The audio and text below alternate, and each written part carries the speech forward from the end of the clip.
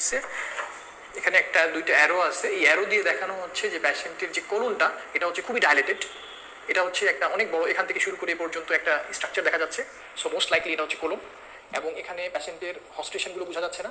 তবে আমরা যদি এখানে খেয়াল করি এই জায়গাগুলো মনে হচ্ছে একটু থাম্বের প্রিন্টের মতো, এটাকে বলা হয় থাম প্রিন্টিং, এটাকে বলা হয় থাম প্রিন্টিং। এটা ডেভেলপ করে ডিউ টু মিউকোজাল ইডেমা, এবং এটা ইন্ডিকেট যেহেতু অনেক বেশি ডায়ালেটেড, রেডিওলজিক্যাল ডায়ামিটার 6 সেন্টিমিটার যদি বেশি হয় তাহলে আমরা এটাকে রেফার করতে পারি অ্যাজ টক্সিক মেগাকলন। এটা হচ্ছে একটা বেরিয়াম এনেমা। এই বেরিয়াম এনেমাতে যদি আমরা দেখি তাহলে দেখেন এটা হচ্ছে রাইট সাইডেড কলন। কলনের একটা ফিচার হচ্ছে যে এখানে হস্টেশন থাকবে, স্যাকুলেশন এবং হস্টেশন থাকবে। এটা হচ্ছে হস্টেশন, ভাঁজ হয়ে আছে, এখানে ভাঁজ, এখানে ভাঁজ, এখানে অনেক ভাঁজ আছে। কিন্তু যদি আমরা এই সাইডে দেখি সিগময়েড কোলন এবং এদিকে হচ্ছে ডিসেন্ডিং কোলন, তাহলে আমরা দেখতেছি যে এখানে মোটামুটি সেই হস্টেশনগুলো দেখা যাচ্ছে না, এই হস্টেশনগুলো দেখা যাচ্ছে না, স্যাকুলেশনগুলো দেখা যাচ্ছে না। তাহলে this is A feature of toxic megacolon which may arise from the ulcerative colitis or from the pseudomembranous colitis. আর যদি সিগমোইডোস্কোপি করা হয় তাহলে এই ধরনের ডিপ আলসার পাওয়া যায় এবং severe ulceration, loss of vascular pattern এবং ফ্রাজিলিটি,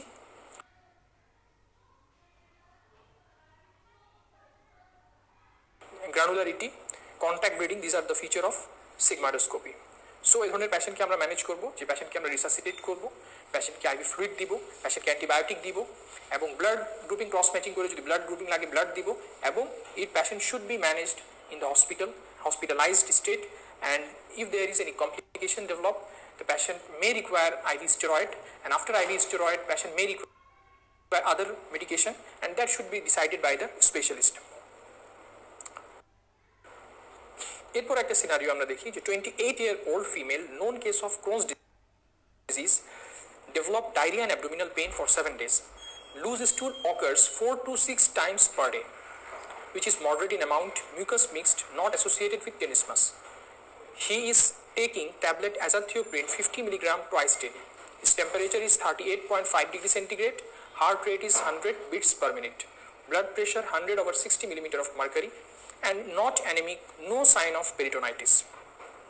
তাহলে একটা প্যাশেন্ট ক্রস ডিজিজের প্যাশেন্ট, সে আবার ডায়রিয়া এবং অ্যাবডোমিনাল পেইন নিয়ে আসছে, এবং প্যাশেন্টের বাউল মুভমেন্টটা অনেক বেশি 4 to 6 time, patient azathioprine already পাচ্ছে। একটা ক্রস ডিজিজের প্যাশেন্টকে ট্রিটমেন্টটাকে দুই ভাগে ভাগ করা হয়, একটা হচ্ছে ইন্ডাকশন অফ রিমিশন, আর একটা হলো মেইনটেনেন্স অফ রিমিশন। ইন্ডাকশন করা হয় স্টেরয়েড দিয়ে এবং মেইনটেনেন্স করা হয় অ্যাজাথিওপ্রিন দিয়ে। তাহলে patient most likely is on maintenance therapy, but the patient now develop episode of the diarrhea along with abdominal pain, so there are some possibilities. এই ধরনের প্যাশেন্ট কিন্তু বিশেষ করে এই করোনা প্যান্ডেমিক সিচুয়েশনে, যেখানে গ্যাস্ট্রোএন্টারোলজিস্ট অ্যাভেলেবল না, যেখানে হসপিটাল অ্যাডমিশন অ্যাভেলেবল না, এই ধরনের প্যাশেন্ট কিন্তু জিপি সেন্টারে আসতেই পারে। তাহলে সেক্ষেত্রে ইম্পর্টেন্ট হচ্ছে যে প্যাশেন্টকে অ্যাটলিস্ট প্রিলিমিনারি সাপোর্টটা দেওয়াটা আমাদের জন্য খুবই ইম্পর্টেন্ট। তো সেক্ষেত্রে পসিবিলিটি দুইটা, একটা হতে পারে যে তার কোনো ইনফেক্টিভ এক্সারবেশন হচ্ছে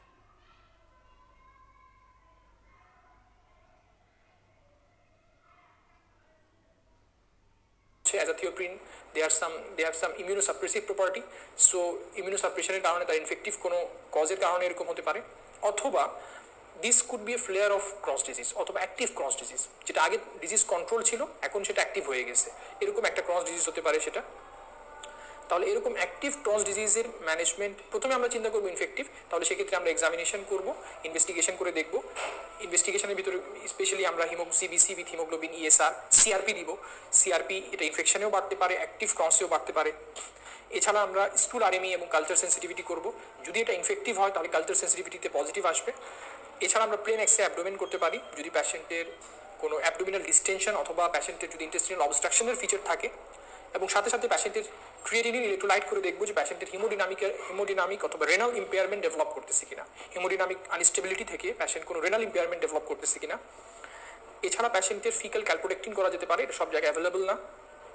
তাহলে প্যাশেন্টকে আমরা ম্যানেজ করবো কীভাবে, প্যাশেন্টকে আমরা অ্যান্টিবায়োটিক দিব এবং সাথে প্যাশেন্টকে আমরা আবার স্টেরয়েড অ্যাড করবো, প্যাশেন্টের স্টেরয়েড অ্যাড করবো। অ্যাজাথিওপ্রিন ক্যান কজ প্যানসাইটোপেনিয়া, যার কারণে অ্যাজাথিওপ্রিন যদি দরকার হয় তাহলে আমরা কিছুদিন বন্ধ রাখতে পারি if the patient has pancytopenia. যদি না থাকে তাহলে অ্যাজাথিওপ্রিন চলবে, এর সাথে আমাদের অ্যাড করতে হবে অ্যান্টিবায়োটিক এবং স্টেরয়েড। স্টেরয়েডটা ইউজুয়ালি 14 দিন থেকে 1 মাস দিয়ে আমরা এটাকে আরেক মাসে ট্যাপার করে দিই, অর্থাৎ 2 মাসে স্টেরয়েড দিতে হবে। তাহলে প্রথমে আমরা 40 to 60 মিলিগ্রাম করে শুরু করতে পারি, এরপরে গ্রাজুয়ালি এটা আমরা 5 মিলিগ্রাম পার উইক অথবা 5 মিলিগ্রাম ওভার 5 ডেজ এরকম করে আমরা ট্যাপার করে করে আলটিমেটলি এটাকে 2 মাসের ভিতরে বন্ধ করে দিব। সো আমরা গ্রাজুয়াল ট্যাপারিং করবো। এবং প্যাশেন্টকে যখন আমরা লং টার্ম স্টেরয়েড দিব, it should be given along with vitamin D and calcium, কেন? কারণ steroid can cause osteoporosis. To prevent this osteoporosis, vitamin D and calcium should be prescribed. তাহলে এ ধরনের একটা পেশেন্ট যদি আমরা আশা করি আমরা এটাকে ম্যানেজ করতে পারবো। এবং পেশেন্টকে ডায়েটারি অ্যাডভাইস দিতে হবে যে পেশেন্ট এলিমেন্টাল ডায়েট খাবে, অর্থাৎ সিম্পল অ্যামাইনো অ্যাসিড অথবা যেগুলোতে মিডিয়াম চেইন ফ্যাটি অ্যাসিড, এই ধরনের যেগুলো মানে একটু যেগুলো কমপ্লেক্স খাবার না, যেগুলো একটু স্পাইসি ফুডগুলো অ্যাভয়েড করবে। এবং এলিমেন্টাল ডায়েট এগুলো অ্যাকচুয়ালি মেইনলি পাওয়া যায় হচ্ছে ফর্মুলা ফুড হিসেবে, যেমন এনশিওর স্ট্রোকের পেশেন্টদেরকে দেওয়া হয়। এরকম ফর্মুলা ফুড যদি পেশেন্টকে দেওয়া হয় তাহলে এটা পেশেন্টের জন্য মোর ইফেক্টিভ। বিশেষ করে বাচ্চাদের ক্ষেত্রে শুধুমাত্র এই ফর্মুলা ফুড দিলেই দেখা যায় যে ওষুধ ছাড়াও patient can go in to the remission. So পেশেন্টের ডায়েটারি মডিফিকেশন করতে হবে যদি পসিবল হয়, যেহেতু এলিমেন্টাল ডায়েটগুলো খুবই কস্টলি এবং এটা সব জায়গায় অ্যাভেলেবল না। এই জন্য পেশেন্টকে আমরা ওরালি যেগুলো একটু ইজিলি সোলেবল, যেগুলোতে লং চেন ফ্যাটি অ্যাসিড কম, মানে যেগুলো অ্যাবজর্পশনের জন্য পেশেন্টের এনজাইমগুলো কম লাগে এবং যেটা ইজিলি অ্যাবজর্ব হয়ে যায়, এই ধরনের ডায়েটগুলো আমরা পেশেন্টকে অ্যাডভাইস করব। পেশেন্টকে আমরা স্যুপ অ্যাডভাইস করতে পারি, জুস অ্যাডভাইস করতে পারি, but spicy food should be avoided. So এটা হচ্ছে পেশেন্টের ম্যানেজমেন্ট প্রোটোকল, এবং আলটিমেটলি আমরা অ্যাজাথিওপ্রিনটাকে কন্টিনিউ করব। এরপরের সিনারিও হচ্ছে 31-year-old woman present with cramping abdominal pain and constipation for 6 months. Abdominal pain is aggravated taking breakfast and improves with defecation. Her period, sleep pattern is normal. No vomiting, no change in the appetite, fever, distension of abdomen or weight change. How you will manage? তাহলে আমরা যদি দেখি পেশেন্টের abdominal pain এবং constipation for 6 months, এবং এই পেনটা aggravate করতেছে ব্রেকফাস্টে এবং ইমপ্রুভ করতেছে defecation. It is a typical feature of IBS. This is a typical feature of IBS. Any patient with IBS, we should have to look for the alarm feature. That is the age of the patient, gender of the patient, feature of anemia, feature of weight loss, feature of rectal bleeding, feature of nocturnal episode. এগুলো যদি না থাকে তাহলে এটাকে আমরা IBS হিসেবে manage করব। Initially পেশেন্টের কোনো ইনভেস্টিগেশন ওরকম লাগবে না। যদি সাসপিশন থাকে যে পেশেন্ট হ্যাজ কনস্টিপেশনের একটা ইম্পর্টেন্ট কজ হচ্ছে হাইপোথাইরয়েডিজম, যদি এরকম কোনো সাসপিশন থাকে, অথবা কোনো ডায়েট, কোনো ড্রাগ, যেমন একটা পেশেন্টের ক্যালসিয়াম চ্যানেল ব্লকার, যেমন iron tablet, they can also cause constipation. যদি এরকম কোনো পেশেন্টের হিস্ট্রি থাকে তাহলে এগুলো আমরা এক্সক্লুড করব, এবং একটা TSH করে আমরা হাইপোথাইরয়েডিজমটাকে এক্সক্লুড করতে পারি যদি সাসপিশন থাকে। তাহলে এই ধরনের পেশেন্টকে আমরা এভাবে ম্যানেজ করব। এবং IBS এর ম্যানেজমেন্ট এটা আমাদের ফার্স্ট যেটা বেসিক কোর্স, সেখানে আমরা ডিসকাস করেছি ইন ডিটেলস, এখানে আমরা ওদিকে যাব না। তাহলে একটা প্রাইমারি অ্যাডভাইস হবে, পেশেন্টের কিছু ডায়েটারি অ্যাডভাইস দিব যাতে পেশেন্ট বেশি বেশি করে খাওয়া দাওয়া করে, বেশি করে পানি খায়। সেকেন্ড হচ্ছে পেশেন্ট যাতে বেশি করে লিফি ভেজিটেবল খায়, শাকসবজি খায়, এবং একটু হাঁটাহাঁটি করে। হাঁটাহাঁটি করলে পেশেন্টের বাউল হ্যাবিটটা একটু ইম্প্রুভ হয়। সো পেশেন্টকে আমরা অ্যাডভাইস করব, সো ডেইলি ওয়াকিং, ডেইলি আমরা হচ্ছে পেশেন্টকে হাঁটতে অ্যাডভাইস করব, এবং পেশেন্টের ডেইলি যাতে শাকসবজি বেশি পরিমাণে খায়, পেশেন্ট যাতে ডেইলি প্রচুর পরিমাণে পানি খায়, এটা আমরা অ্যাডভাইস করব। এবং ড্রাগসের ভিতরে পেশেন্টের যেহেতু স্পাসমোটিক পেইন, আমরা পেশেন্টকে স্পাসভেরিন অথবা ম্যাবেভেরিন দিতে পারি। ম্যাবেভেরিন হাফ ট্যাবলেট TDS, এটা 1 ট্যাবলেট TDSও দেওয়া যেতে পারে অ্যাকর্ডিং টু দ্য রিকোয়ারমেন্ট। এবং পেশেন্টের কনস্টিপেশন থাকার জন্য আমরা একটা ডায়েটারি অ্যাডভাইস করলাম যে পানি খাবে, শাকসবজি খাবে, হাঁটাহাঁটি করবে। এছাড়া আমরা অ্যাডভাইস করতে পারি যে syrup, milk of magnesium. Lactulose should be avoided in patient with IBS এর পেশেন্টের ল্যাকটোলোজ দেওয়ার ব্যাপারে কিছু কিছু গাইডলাইন, বিশেষ করে নাইস গাইডলাইন, মানে ইউকের যে গাইডলাইন, তারা ল্যাকটোলোজটাকে অ্যাভয়েড করতে বলে। সো বেটার হচ্ছে পেশেন্টের মিল্ক অফ ম্যাগনেসিয়াম অ্যাডভাইস করা। এটা হচ্ছে BD TDSও দেওয়া যেতে পারে according to the symptom and response. এরপরও যদি কন্ট্রোল না হয় পেশেন্টকে হচ্ছে ট্রাইসাইক্লিক অ্যান্টিডিপ্রেসেন্ট দেওয়া যেতে পারে, এবং তারপরেও যদি কন্ট্রোল না হয় রিল্যাক্সেশন থেরাপি লাগতে পারে, এবং patient can be referred to the specialist. 14 number case, a 30-year-old woman comes with recurrent bouts of the diarrhea for 9 months. During these bouts of her stool are pale, bulky and offensive. He admits 6 kg weight loss over the last 3 months. No fever, cough, shortness of breath, or no contact with known TB patient. On examination, anemic oral ulcer, angular stomatitis and skin pigmentation edema present. What is the most likely cause? তাহলে পেশেন্টের হচ্ছে diarrhoea আছে, সাথে স্ট্যাটুরিয়া আছে, এবং সাথে যদি পেশেন্টের অ্যাবডোমিনাল পেন থাকতো তাহলে এটা আমার জন্য আরও একটু ইজি হয়ে যেত। তাহলে এই ধরনের পেশেন্টের ক্ষেত্রে উই শুড থিঙ্ক, এবং যদি পেশেন্টের ডায়াবেটিস থাকতো তাহলে ক্রনিক প্যানক্রিয়াটাইটিসের একটা ট্রায়াড হচ্ছে যে পেশেন্টের এক্সোক্রাইন ফাংশন লস হবে, এন্ডোক্রাইন ফাংশন লস হবে। এক্সোক্রাইন ফাংশন লসের জন্য প্যানক্রিয়াটিক এনজাইম কমে যাবে, এনজাইম কমে যাওয়ার জন্য পেশেন্ট উইল হ্যাভ স্ট্যাটুরিয়া। পেশেন্টের এন্ডোক্রাইন ফাংশন লস হওয়ার জন্য পেশেন্ট মে ডেভেলপ ডায়াবেটিস মেলাইটিস। সাথে পেশেন্টের অ্যাবডোমিনাল পেন এবং ওয়েট লস থাকে, সেক্ষেত্রে আমরা চিন্তা করি যে it's a case of chronic pancreatitis. এবং ক্রনিক প্যানক্রিয়াটাইটিসের পেশেন্টের পেন হয়তো বা পরেও ডেভেলপ করতে পারে, অনেক সময় পেন পরেও ডেভেলপ করতে পারে। So there is a possibility of chronic pancreatitis. এক্ষেত্রে প্যাশেন্টের হিস্ট্রি, এক্সামিনেশন এবং ইনভেস্টিগেশন খুবই জরুরি। এবং এ ধরনের প্যাশেন্ট অ্যাকচুয়ালি প্লেন এক্স এবং সিটি স্ক্যান এবং এমআরসিপিও রাখতে পারে। সো বেটার হচ্ছে patient should be referred, but initially প্যাশেন্টের হচ্ছে যেহেতু পেইন থাকে, প্যাশেন্টের পেইন কমাতে হবে। প্যাশেন্টের স্টেটুরিয়া কমানোর জন্য আমরা এনজাইম সাপ্লিমেন্ট দিতে পারি যদি আমরা ক্যালসিফিকেশন অথবা কোনো এভিডেন্স পেয়ে যাই যে প্যাশেন্টের ক্রনিক প্যানক্রিয়াটাইটিসের। ক্লিনিক্যালি আমরা স্টেটুরিয়া এবং ডায়াবেটিস পাইলে এটা হচ্ছে এক্সোক্রাইন এবং এন্ডোক্রাইন ডেফিসিয়েন্সির ফিচার হয়ে গেল। আর যদি আমরা প্লেন এক্সরে ক্যালসিফিকেশন পেয়ে যাই অথবা প্যাশেন্ট যদি একটা সিটি স্ক্যান করাতে পারে, আমরা ওখানে যদি ক্যালসিফিকেশন এবং প্যানক্রিয়াটিক অ্যাট্রফি যদি পেয়ে যাই, তাহলে প্যাশেন্টের আমরা পেইন ম্যানেজ করব, ডায়েটারি অ্যাডভাইস দিব। অথবা যদি কোনো patient known case of chronic pancreatitis এই লকডাউন পিরিয়ডের ভিতরে বা করোনা প্যান্ডেমিকের ভিতরে প্যাশেন্ট হয়তো বা অন্য কোথাও যেতে পারতেছে না, প্যাশেন্টের পেইন ডেভেলপ করছে বা পেইন কোনোভাবে কমতেছে না, এই কারণে প্যাশেন্ট অবশ্যই আসতে পারে আমাদের কাছে। অথবা প্যাশেন্টের স্ট্যাটুরিয়া ইমপ্রুভ হচ্ছে না, এই জন্য প্যাশেন্ট আমাদের কাছে আসতে পারে। অথবা ওয়েট লস নিয়ে প্যাশেন্ট আমাদের কাছে আসতে পারে। তাহলে সেক্ষেত্রে আমাদের বেসিক প্রিন্সিপালসগুলো মনে রাখাটা উচিত। এর ভিতরে ইম্পর্টেন্ট হচ্ছে যে প্যাশেন্টের আমরা ডায়েটারি মডিফিকেশন করব এবং ডায়েটারি মডিফিকেশন সাথে লাইফস্টাইল মডিফিকেশন করব। স্পেশালি প্যাশেন্ট যদি অ্যালকোহলিক হয় তাহলে অ্যালকোহল বন্ধ করতে হবে, প্যাশেন্ট যদি স্মোকার হয় তাহলে স্মোক সিজেশন করতে হবে। এবং ডায়েটারি অ্যাডভাইসের ভিতরে ইম্পর্টেন্ট হচ্ছে যে প্যাশেন্ট লং চেন ফ্যাটি অ্যাসিডগুলো খাবে না এবং ফ্যাটি ফুডগুলো অ্যাভয়েড করবে। তাহলে প্যাশেন্ট কোন ধরনের ফুড খেতে পারবে? মিডিয়াম চেন ফ্যাটি অ্যাসিডগুলো খেতে পারবে, প্যাশেন্ট কার্বোহাইড্রেট খেতে পারবে। তাহলে patient fatty, specially rich fatty ফুডগুলোতে মেনলি লং চেন ফ্যাটি অ্যাসিডগুলো থাকে। তাহলে কোন ধরনের ফ্যাট খাবে? প্যাশেন্ট হচ্ছে মিডিয়াম চেন ফ্যাটি অ্যাসিড খাবে। মিডিয়াম চেন ফ্যাটি অ্যাসিড থাকে কোকোনাট অয়েলের ভিতরে, এটা থাকে সানফ্লাওয়ার অয়েলের ভিতরে। তাহলে সানফ্লাওয়ার অয়েল এবং কোকোনাট অয়েলটা খেতে পারবে, কিন্তু অন্যান্য ফ্যাটি ফুড যেমন হচ্ছে যে মিটের সাথে যে ফ্যাট থাকে এটা প্যাশেন্ট অ্যাভয়েড করবে। এবং স্ট্যাটুরিয়া কমানোর জন্য প্লাস পেন কমানোর জন্য প্যাশেন্ট খালি পেটে এনজাইম খাবে, পিপিআই এবং এনজাইমের ভিতরে যেটা জাইমেট একটা এনজাইম, জাইমেটের ভিতরে থাকে প্যাশেন্টের এখানে কিছু লাইপেজ থাকে, অ্যামাইলেজ থাকে। তাহলে এই একটা কম্বাইন্ড অনেকগুলো এনজাইম মিক্স করে থাকে এখানে। তাহলে এই জাইমেটটা প্যাশেন্ট 3 টাইমস খাবে এবং এটা পেনের জন্য দেওয়া যায়, স্ট্যাটুরিয়ার জন্য দেওয়া যায়। পেনের জন্য যদি আমরা দিই তাহলে সেটা ফুডের আগে আমরা দিব, আর যদি স্ট্যাটুরিয়া কমানোর জন্য দিই তাহলে সেটা উইথ ফুড দিতে হবে আমাদেরকে। তাহলে এনজাইম সাপ্লিমেন্টেশন 3 টাইমস দিতে হবে এবং সেটা উইথ ফুড দিতে হবে। ইভেন প্যাশেন্ট যদি স্ন্যাক্স খায়, সেই স্ন্যাক্সের সাথেও প্যাশেন্টকে এনজাইম খাইতে হবে। অর্থাৎ মেইন মিলের সাথে 3টা করে এবং স্ন্যাক্সের সাথে 1টা করে প্যাশেন্ট এনজাইম সাপ্লিমেন্টটা খাবে। তাহলে এই এনজাইম সাপ্লিমেন্ট দিলে কি হবে, যে প্যাশেন্টের যে নর্মাল যে প্যানক্রিয়াটিক এনজাইম তার 1% পরিমাণ এই সাপ্লিমেন্ট দিলে প্যাশেন্ট পাবে। এবং জাইমেট একটা প্রিপারেশন, আরেকটা প্রিপারেশন পাওয়া যায় ক্রিয়ন প্রিপারেশন। এই ক্রিয়নের ভিতরে এনজাইমটা অনেক বেশি থাকে, 10,000 ইউনিট, যার কারণে কোনো প্যাশেন্টের যদি স্টেটুরিয়া থাকে তাহলে সেক্ষেত্রে প্যাশেন্টকে ক্রিয়ন এই ট্যাবলেটটা আমরা TDS দিতে পারি। ক্রিয়নটা আমরা 3 বেলা করে দিতে পারি এবং সেটা হবে উইথ ফুড। তাহলে প্যাশেন্ট একটা হচ্ছে খাবার শুরু করার সঙ্গে সঙ্গে একটা খাবে, অর্ধেক খাবার খেয়ে আরেকটা খাবে এবং 2/3 খেয়ে আরেকটা খাবে। অর্থাৎ উইথ ফুড যদি এনজাইমটা খায় তাহলে they will get more effect on absorption and digestion, mainly digestion and thereby absorption. So প্যাশেন্টের যদি স্টেটুরিয়া থাকে তাহলে এনজাইমগুলো উইথ ফুড খাবে, আর যদি পেনের জন্য দিই তাহলে বিফোর ফুড খাবে এবং পেনের জন্য হচ্ছে জাইমেট আমরা দিব, এবং স্টেটুরিয়ার জন্য যদি দিতে হয় আলাদা করে তাহলে আমরা ক্রিয়ন সাপ্লিমেন্টেশনটা দিতে পারি। পেনের জন্য NSAID দেওয়া যেতে পারে, তবে এদেরকে অনেক সময় NSAID-তে কন্ট্রোল করা পসিবল না এবং লং টার্ম ট্রিটমেন্ট যেহেতু লাগে প্যাশেন্টকে অপিওয়েড দেওয়া যেতে পারে। এগুলোতেও যদি কন্ট্রোল না হয় তাহলে প্রিগাবালিন দেওয়া যেতে পারে।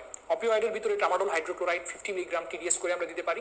যদি প্যাশেন্টের ভমিটিং টেন্ডেন্সি থাকে তাহলে আমরা সাথে অ্যানিস্টেট দিতে পারি, এবং প্রিগাবালিন এটা আমরা 75 মিলিগ্রাম BD করে দিতে পারি। তবে ইনিশিয়ালি স্টার্ট করতে হয় 25, কারণ অনেকে এটা টলারেট করতে পারে না। 25, দেন 50, দেন 75 milligram BD, even up to 300 milligram daily pregabalin এটা দেওয়া যেতে পারে।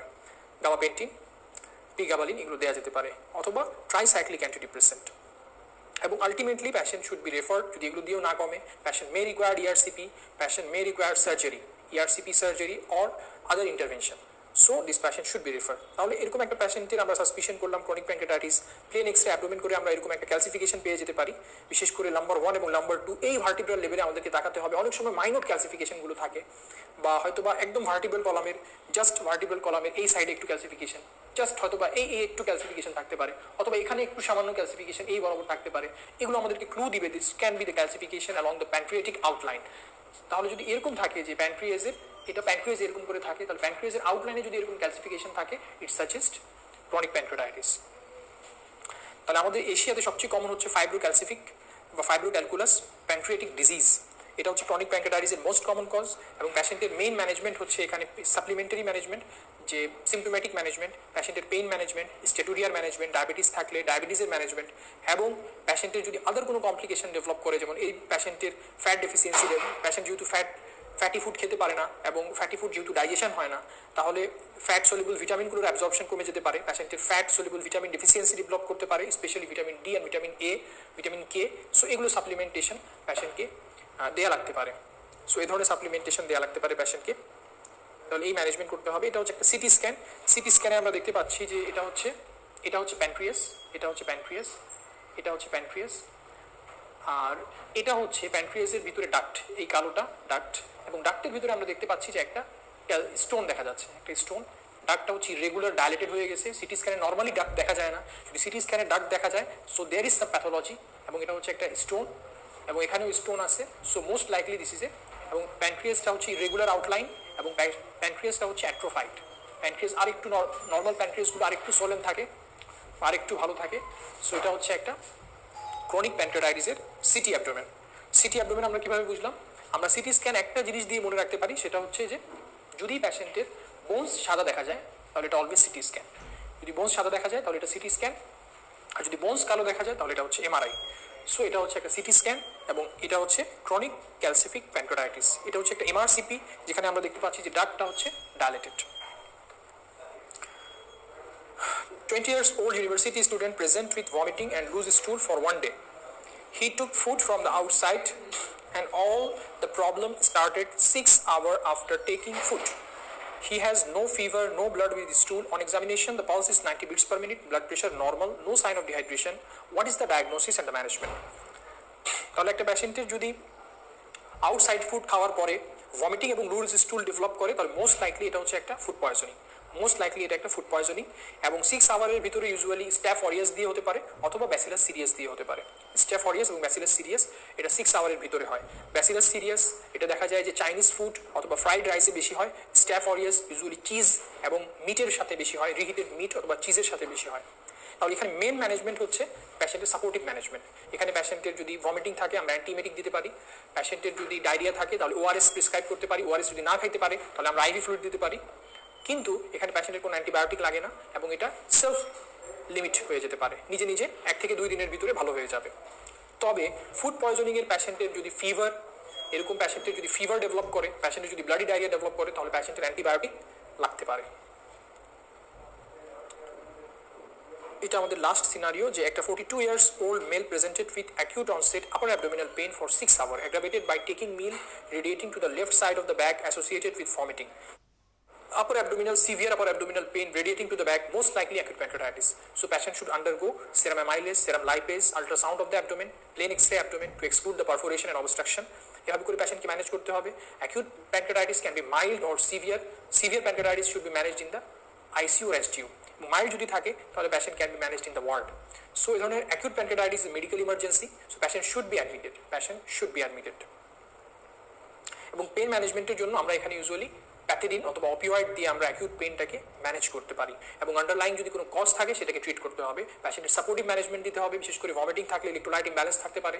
প্যাশেন্টের ডায়েটারি অ্যাডভাইস হবে যে patient as soon as possible patient প্রথমে এনপিও রাখতে হবে ফর 24 to 48 আওয়ার, এবং আর্লি অ্যান্টারাল ফিডিং স্টার্ট করতে হবে, আর্লি অ্যান্টারাল ফিডিংটা স্টার্ট করতে হবে। এটা হচ্ছে একটা প্লেন এক্সরে অ্যাবডোমেন। এখানে আমরা দেখতে পাচ্ছি যে অ্যাকিউট অ্যাবডোমেন যখন নিয়ে আসে প্যাশেন্ট, তখন আমরা একটা প্লেন এক্সরে অ্যাডভাইস করি, এবং এখানে আমরা একটা দেখতে পাচ্ছি যে free funding gas shadow. So এটা ইন্ডিকেট করছে যে প্যাশেন্ট মে হ্যাভ পারফোরেশন। এটা হচ্ছে আরেকটা প্লেন এক্সরে অ্যাবডোমেন, এবং এখানে আমরা দেখতে পাচ্ছি যে এখানে ভলভুলি কনভিভেন্টিস দেখা যাচ্ছে, ভলভুলি কনভিভেন্টিস, এবং সেন্ট্রাল অ্যাবডোমেনে এয়ার ফ্লুইড লেভেল পাওয়া যাচ্ছে। এটা হচ্ছে এয়ার, এটা হচ্ছে fluid level. So air fluid level valvulae conniventes suggest small bowel obstruction. এটা হচ্ছে একটা প্যাশেন্টের নিউমেটিক টায়ার অ্যাপিয়ারেন্স। এটা হচ্ছে colonic dilatation.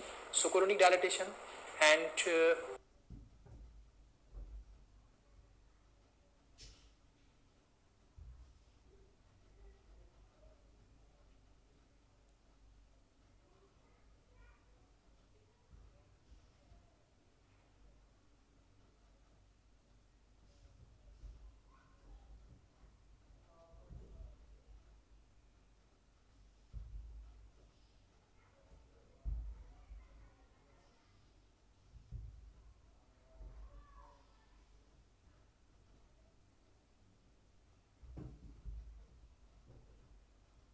these are the circulation, these are the circulations, so it indicates the patient may have large bowel obstruction. তো এটাই হচ্ছে আমাদের গ্যাস্ট্রোএন্টারোলজি। আর পরবর্তীতে আমরা হেপাটোলজি ডিসকাশনে যাব। তো গ্যাস্ট্রোএন্টারোলজি পার্টটা এখানেই শেষ।